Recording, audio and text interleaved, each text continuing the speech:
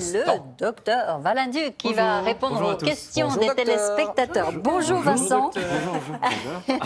J'ai une question d'un téléspectateur, P.A. Biarritz, Pierre-André, Pierre-Antoine, je ne sais pas. J'ai 56 ans. Il m'arrive parfois de voir des objets déformés. Est-ce que cela peut être le signe d'une DMLA ? Alors DMLA, dégénérescence maculaire liée à l'âge, c'est une maladie chronique de l'œil, enfin même plutôt de la rétine, précisément à un endroit qui s'appelle la macula, qui touche généralement les plus de 50 ans.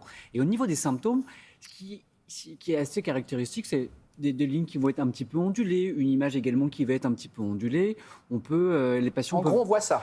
Au début, ça peut pratique. commencer progressivement. On peut effectivement définir des lignes qui vont être comme ça, l'image va être ondulée. Au niveau on peut également aussi avoir une petite perte d'acuité visuelle. Voilà, super, sur cette photo, on voit bien qu'au niveau du centre de l'image, l'acuité visuelle, elle va commencer à diminuer. Puis au fur et à mesure de l'évolution, on va complètement avoir ce qu'on appelle un scotome. C'est une lumière noire, voilà, une tache noire en plein milieu. Donc ça, ce sont quand même des signes qui peuvent faire penser à une DMLA. Et donc, bien sûr, il faut consulter un ophtalmo pour refaire le point là-dessus. Il faut savoir que vous pouvez également télécharger sur Internet, il y a une grille qu'on appelle la grille d'Amsler. Parfait, c'est celle-ci, vous la téléchargez et vous pouvez la mettre devant vous, vous occultez un œil et puis vous placez la grille et puis vous alternez. Et si vous voyez par exemple la déformation sur l'œil droit, alors attention, pas d'inquiétude, c'est juste que vous devez quand même aller consulter pour aller faire le point là-dessus. Et ça soigne, Alors, il y a différentes formes de DMLA. Il y a différentes formes sèches ou exsudatives. Voilà, la prise en charge. En tout cas, si vous avez ce type de vision, allez consulter votre ophtalmo. Je tiens juste à dire qu'effectivement, si vous la téléchargez, voilà, ne paniquez pas, mais c'est juste une orientation et de consulter, bien sûr. Vous avez fait le test, Damien ? Non. Non, pour l'instant, je crois que ça va. Mais il faut être vigilant, bien évidemment.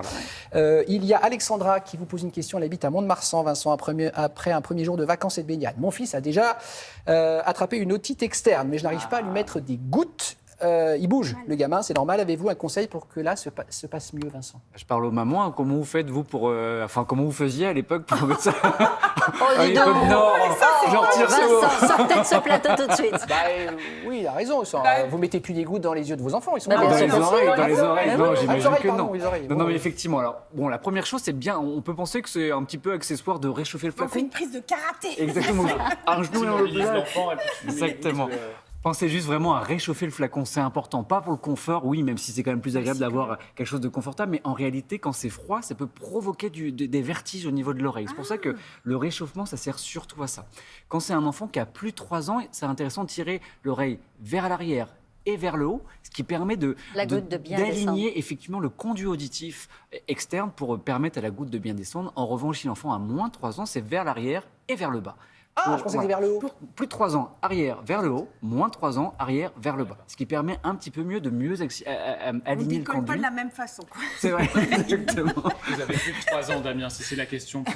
Oui, c'est toujours bien expliquer le Sofiane, geste à l'enfant, faut compter sur c'est vous. pour une meilleure participation. Une question d'Arnaud Villeneuve-d'Ascq. Il se pose la question sur la prise des médicaments. Certains médicaments présentent-ils un risque en cas de forte chaleur ? Ben oui, et en ce moment, avec les fortes chaleurs qu'on entend, qu'on ressent tous, effectivement, le corps est soumis à rude épreuve parce que y a de la transpiration, ça vasodilate dans tous les sens. Bref, il faut savoir que les médicaments peuvent parfois altérer notre adaptation à la température. Donc oui, certains médicaments doivent être utilisés avec prudence en automédication. Je dis bien en automédication. Si c'est un traitement régulier, on ne change pas son traitement sans avis médical.